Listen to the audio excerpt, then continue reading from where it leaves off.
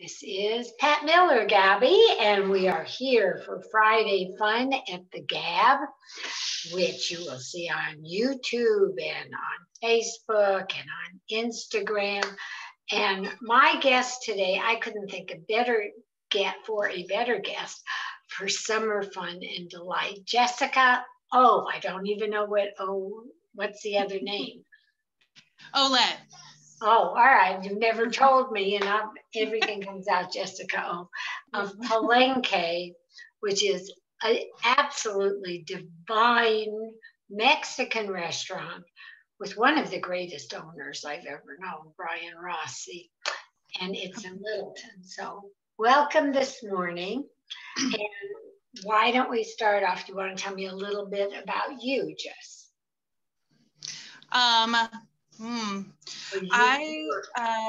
I've been in the industry for, I want to say coming on 10 years now. I traveled a little bit outside of the country, and when I came back, one of my friends had been working at one of our older locations, and I came in to surprise her. And the first thing I ever had was the molcajete. It's like a We're going to talk about that because you do them so well. Thank you. And I was, I'm sorry, give me 1 second. I think we have a toddler on the scene. Okay. Toddler is getting something. Mother is coming back. And Palenque is a marvelous restaurant, Mexican restaurant in Littleton, which takes up a huge corner and is just, hi, how are you? Hi.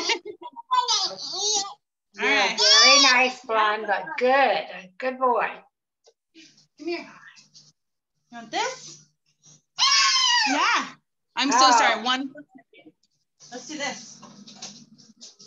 I think Palenque is going to be missing a lot, but it is fabulous. Brian Rossi, the owner, originally started Adelita's, which a lot of you know. And then Adelita's was his for a long time. He gave it over to his chef and decided just to come out in Littleton, which is Palenque, which was the name of the second half of his restaurant when they were on Broadway. So I'm just telling about Brian and the restaurant and how Palenque got there. So Palenque is located where?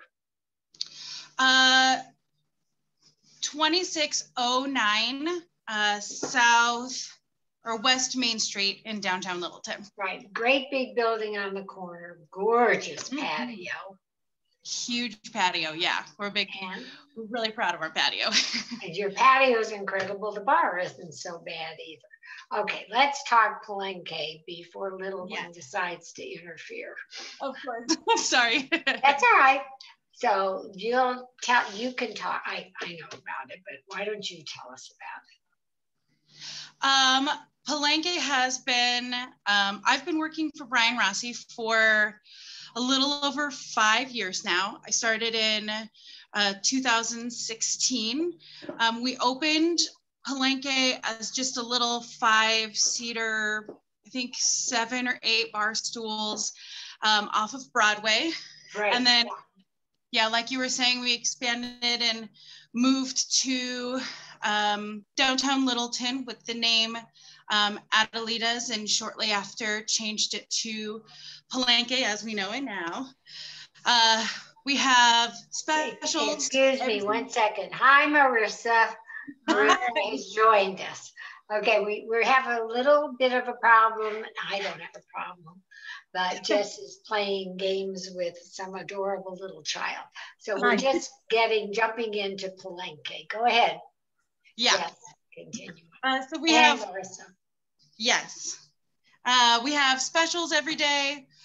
Taco Tuesday is a lot of fun with dollar tacos, and our Tamale Thursday is $2 tamales, and That day we feature a cheese and jalapeno tamale that's only on that day, and it's my favorite. And every Friday we have a chef special. It varies. It could be anything from an appetizer to a main dish, and it's showing off the sweet skills of our chefs in our kitchen, and we're really proud of them and some of the stuff they come up with. So every Friday you can come in and get something kind of new and different. We also have we were talking about the patio upstairs, but over this summer, thanks to some adjustments we made for COVID last year, we had a tent outside, and this summer we decided to bring the tent back because it was a big hit, and that's got lights and nice seats and rugs and plants. Where's the tent? It's on the west side of the building on the first floor, facing Main Street. Is this where we had our dinner? No, That's the main dining room. Yeah. Oh, yeah, that's sort of open too. Yeah. And that was gorgeous. I mean, yeah. It's a great space. All right. Well, you told us about some specials, but tell us a bit about the regular menu, which is totally appealing all the time. Either way. I have a few favorites. I'd say my favorite, personal favorite on the menu would be the Puerco Chili Colorado.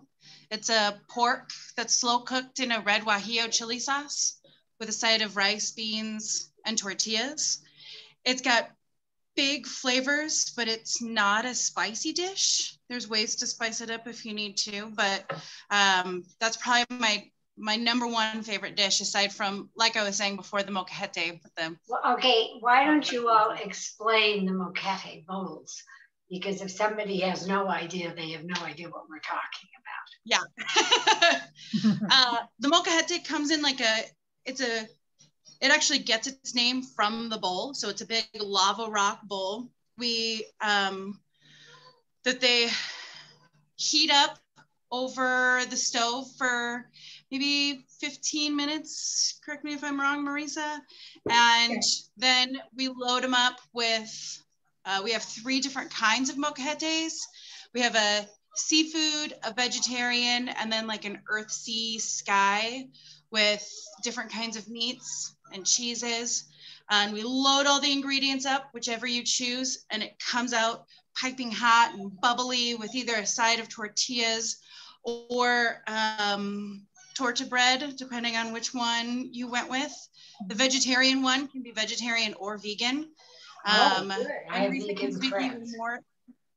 What was that? I have vegan friends. I'm not vegan, but I have vegan friends, so that's great. Yeah. And I know they're priced. It says, it's an item. More than one person can eat one of those bowls. It's not a single person endeavor. No, I mean, to me, this is a shared divine. They're bubbly and hot, and they're so good. It's so good. They're an experience in themselves, I think, I agree. And I don't know too many places who really do them all the time, as regular on the menu as you do. But I guess Brian got a lot of these ideas from living in Mexico. Is that true? Mm-hmm. Well, I think from visiting. Go ahead. No, yeah. From visiting in Mexico and families he's in Mexico and things. They're wonderful. Even things as simple as your quesadillas and your enchiladas are always such a treat there. And tacos, of course. Mm-hmm. And your mole is fabulous. So, there's something for every taste. And it's not just plain old Tex-Mex, which I think is what we want people to know. It's definitely not Tex-Mex. I think that's something they definitely should know. Please explain that. Yeah, they're more, I think it's Colorado style is, they're used to getting a Tex-Mex version, right, of food. So like the green. Not to me, I won't go. But a lot of people are used to the green chili being like a hatch green chili where it's like a stew, something you can have in a bowl, versus our green chili is a tomatillo base. It's not meant to be a stew or a soup. It's literally just a sauce, and it's amazing. But there's going to be some differences they're not used to, as it's really from a different region in Mexico, Michoacan mostly based for the menu. So while it's something they may not be used to, I think it's something that they'll be really surprised and happy with. Once you enjoy this food, just go once, you're hooked. I mean, you don't want what, quote, quote, from you're used to.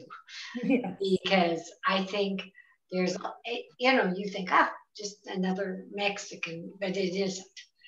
I mean, one of the things I remember being shocked at one night is when I got the tuna. Mm-hmm. I mean, like a tuna poke Mexican style. That was, I thought, really? I'm getting that at this restaurant? I can't believe it. I mean, it's pretty darn wonderful. And I think we also, you do lunch and dinner, right? Right. Mm-hmm. Yeah, and like a brunch is really served all day. You do brunch all day still? Yes, on the menu. It's on the menu all day. The only thing that isn't available after 3 are the pancakes. Why do I want pancakes? I'm not going to Palenque to eat pancakes. So it's okay with me. I'll sacrifice. How's that? But I think another thing people should know is about your tequila and mezcal and your cocktails, because that's very special to Brian. Go ladies, you have to tell, not me. I mean, it's a huge passion, of course, for Brian, which really it's turned into a huge passion for, I'd say, the majority, if not all of us. Maybe the underagers, not yet. They're working on it. Yeah. My grandson's, the only thing he'll drink is tequila. So it's really learning about agave spirits, and really he focuses on education and what's really important to that community, to the agave community, being the people and where it's being made, how it's being made, how are those producers and their families and their communities being treated, right? And really not bringing in those companies, that really focusing on companies that aren't cutting any corners and using really traditional methods, and that are sustainable and take great care of their people. And really that's important to us to showcase and for us to know about, as it's, I think that's something everybody should know. I mean, they may know he's a great guy, and I know he goes down there for all this, but to know he supports the people and the families is very special.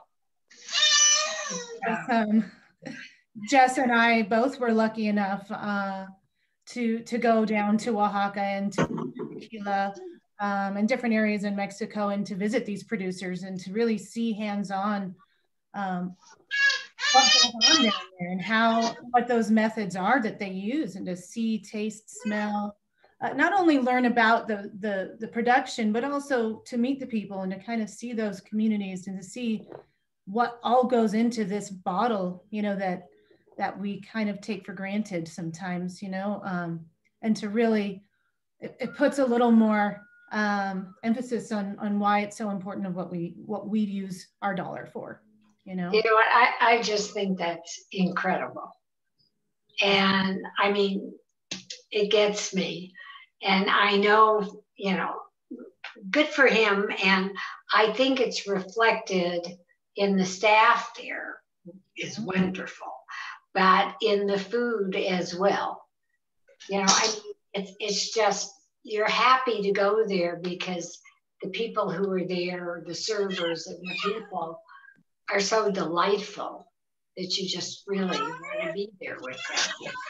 Yeah. Absolutely. I mean, we take, staff is paramount. Our community, is really important to us. And if our staff's not happy and if they're not taken care of, that's just gonna, have a domino effect. So it's really it does. important. I mean, we all know that, and you can't even get staff now.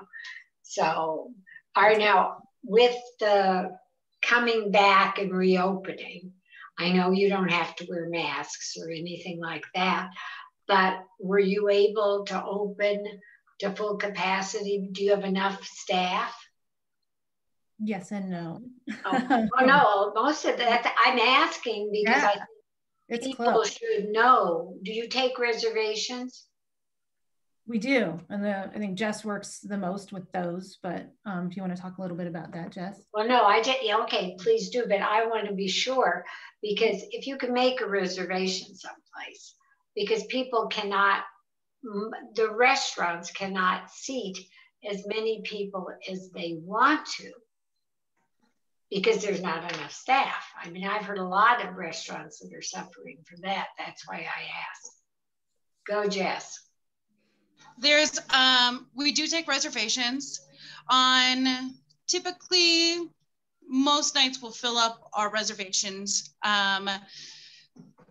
So to place a reservation, we always recommend calling a couple days ahead, just so that we can make sure to get you the spot that you're looking for.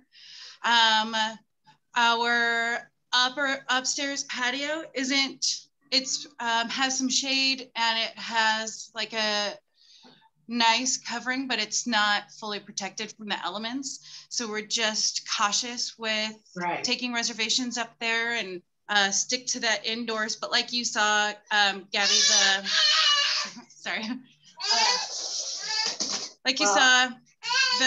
even downstairs has big open doors and open space, and that garden area we were talking about. It was open. We could see people, on the streets and chat with them if we wanted to. So. Yeah, we try to keep it as open as possible. On those sweltering hot days, the only way to keep that, we have a swamp cooler, so the only way to really keep it cool is we have to keep those closed. I understand that. But every opportunity we can have those open, they're going to be wide open. This is just a nicer, Wait, listen, the sweltering hot days, and then the ice cold days, you don't know what's up. Are you open like on the 4th of July and the 5th? We're open every day. I think the only times we're ever going to be closed are probably Christmas and Thanksgiving. So, well, I'm happy to know I can have a place to go. Yeah. I might be on my way Monday. I'm not so sure about that. Let us know. I mean, we're pretty close to full capacity. I think there's a couple tables we didn't add, but then with adding the sidewalk and adding the garden, and then once a month they're doing, every Friday we do the street dining in the streets. Fun. And then also every second Saturday. So all of that additional seating has definitely put us well over what we would have. We were there, it was mobbed, but it should be. I mean, people coming in other than us. You're open every day, lunch and dinner. Yes. Periodically, we're gonna close we'll have special events with like a mezcal or a tequila pairing night. Those nights we are open, just not to walk in. Those would be preset reservations, preset meals, kind of a fun way to get the community involved and give everybody a treat for learning about tequila and mezcal. And we normally feature a chef and feature a specific brand of tequila or mezcal or whatever agave spirit we're serving that night. So it would be preset, kind of pre-ordered things, and we'll close to the general public those days. And then now that we're on the other end of COVID, thank goodness, about that. Please God. Once maybe twice a year, we'll have a staff appreciation day where we'll do like a Christmas party on the slowest day of the year, or Sure. I understand that. Yeah. So occasionally we'll close for those reasons, but not for just holiday reasons. Right. Like Marissa's. No, it's like a lot of people are closed July 4th, and then they're taking the 5th. So it was like, well, where am I going to go have dinner? Yeah. You know, but I mean, I know where I'm going to go have dinner. And I just hope people were talking about the great agave drinks, the space, but the food is affordable, but it's not ordinary. I mean, it's extraordinary Mexican food. You know, it's just so not typical of anything we're used to. A couple of things I'm really proud of with our menu when talking to, honestly, like family and stuff, when I get to brag about work, is that most of the menu, really the largest majority of the menu, is all made from scratch. We don't have, you know, any gluten or additives or anything hiding and stuff. So a large portion of the menu is also gluten-free. Yay, nice to know. Yeah. And